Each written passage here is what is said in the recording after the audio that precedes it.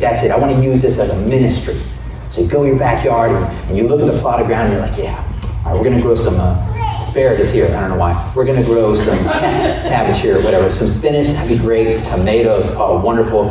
Broccoli, whatever reason for, people like that stuff. Okra, okay, fine. So in your mind, you're like, this is what this garden is going to look like. It's going to be great. It's going to have so much produce to it. It's going to be awesome. You get down on your knees and you're like, Lord, give me this garden so I can have this ministry with my neighbors and my friends. And you're like, oh man, it's so great. You go back inside the next day, you come out, you get down on your knees, you're like, Lord, give me this garden.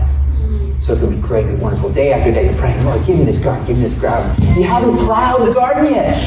You haven't sowed any seed yet. But you're sitting there praying, Lord, give me this thing, let this thing happen. Oh, come to fruition. It's like, well, till the soil, plant the seed. I gave you the mechanics of growing a garden so that you would grow a garden. You're just not doing any of the work for the waiting. The waiting part is like, what will that produce look like?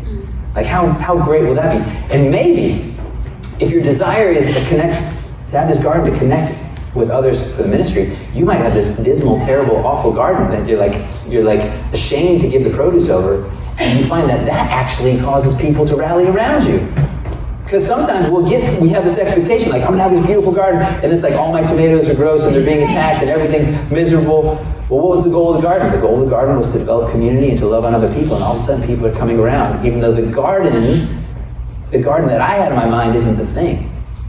It's like, what is God gonna do? What's the work that I need to go through in order for God to do the thing that he wants to do?